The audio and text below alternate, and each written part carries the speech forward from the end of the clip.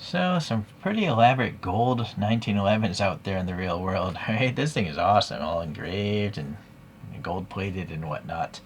I don't need to get something that elaborate. I can just get a 1/3 scale keychain gun of one. So this is by Yingtu. Boy, this packaging looks messed up. I wonder if there's also plastic in there. What's the deal with that? Okay. Anywho, it's very, very shiny. Let me get rid of the back image there. So I've collected a few others from 1911s from this brand. I'll show those later. I will say this brand gives you these really weak ball keychain things. They're just not strong. They break very easily, so I wouldn't use those. Okay, so you do have the loop. That is metal, so you probably want to keep it there. I guess you could shave it off. The first thing, besides the fact that it's extremely shiny gold, is the text itself is nice to see. It's not a sticker. It's either a tampo print or possibly laser etched into that. Then the mag release. Yep. And that mag drops because it's made of die cast. And there's one bullet in here. It's a brass bullet. Looks pretty nice. This does not eject rounds or anything like that, though. And will it go up? Nope. So all these Yingtu 1911s, you have to actuate the mag release to allow the magazine to go up in there. I don't know if that's the case with real 1911s. I kind of doubt it, but leave a comment if you know. I'm now noticing the trigger on this is plastic, and also this safety back here is plastic, but this is metal, the slide catch, and it does work. Nice satisfying recoil because it's metal.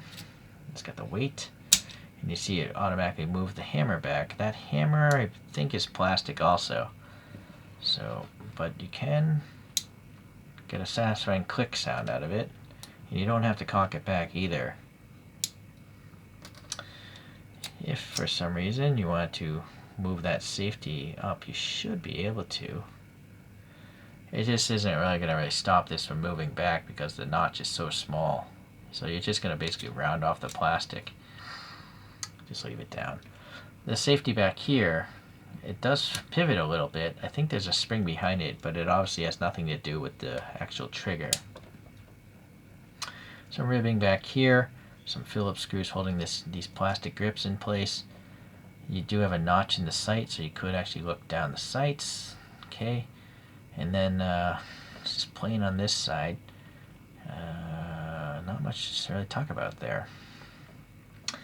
I believe you might be able to take this down, but first let's take a look inside that chamber. That bullet is so far down there. I think they could have moved it up a lot higher, and it still wouldn't, feed or anything like that. Yeah, that magazine's really low down there. It's pretty easy to move the slide back. The spring isn't that powerful, but it's still powerful and satisfying enough to slam forward like a real gun. Okay, I can't remember if these things can break down. I don't know.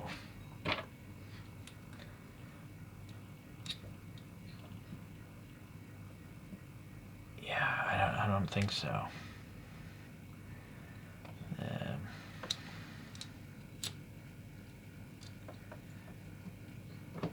Yeah, that thing.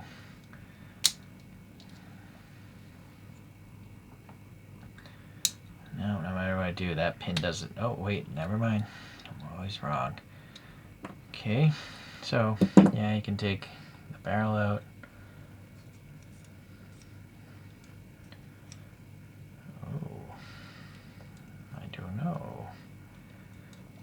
Because if I can't remember, oh wait, look at that, wow, just like a real 1911, you gotta push this in, twist that, boy, that's hard to do. I feel like this is plastic here, maybe.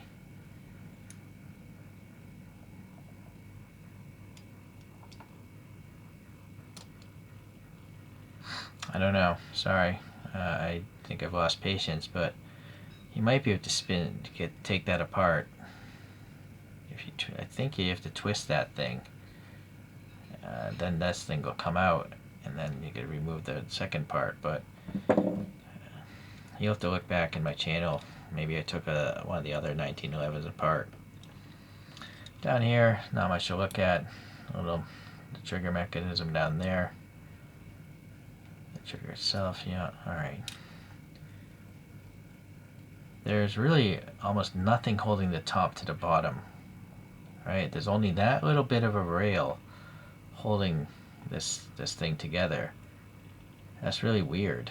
I don't know why they wouldn't have more rail inside of this as well to engage.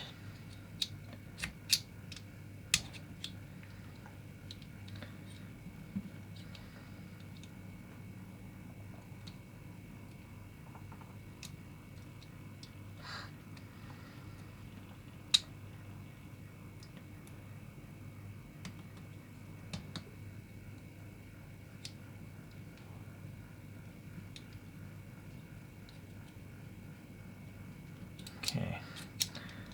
Yeah, and so that's why, look at that. That doesn't seem right at all, right? But it's because there's no rail in the front of this thing, or just a longer rail in the back to prevent all that wobbliness. So that's unfortunate. Alright, looking at other 1911 kind of systems, here's the same brand, but this one has real wooden grips. And again, see that wobbliness? Because it's just not designed really well. I have a black one, and this thing won't even go all the way back to allow the slide catch to catch. It won't. And again, gappy. This is a Yingtu Kimber, and this is nice. It doesn't have that sloppiness in the front. A metal trigger, so it just seems nicer. Same brand, just better design. I think this could be an Alloy Empire. It's very well done. This could be one of the nicest keychain guns you can get. Possibly milled out of brass of all things. It's just so tightly detailed. You'll have to look up the review of this, but look at this thing. All the text and stuff engraved into it. The hollowed out trigger. And then this is all plastic. This could have been the first keychain gun I reviewed many years ago. It's meant to hold like a micro SD card, I think, or some sort of USB card. Still can pull the trigger, I think. Yeah, but it's plastic, so you probably wouldn't want to play with this too much. It's going to wear out. And then there's this thing. I don't know who made it, but it's big. It's much bigger than 1/3 scale. So you can see, hopefully, it's just a physically larger keychain gun. So be mindful of that. And the way to recognize is a seam here on the top. So if the scale doesn't bother you, it's still actually easier to play with because it's bigger. Metal trigger, but this is a plastic hammer back here, and it doesn't eject rounds or anything. Oh wait, my bad. It does eject rounds, so that's one of the advantages, I guess. It's easier because it's bigger, right? I only wish all the parts are metal. Okay. Alright.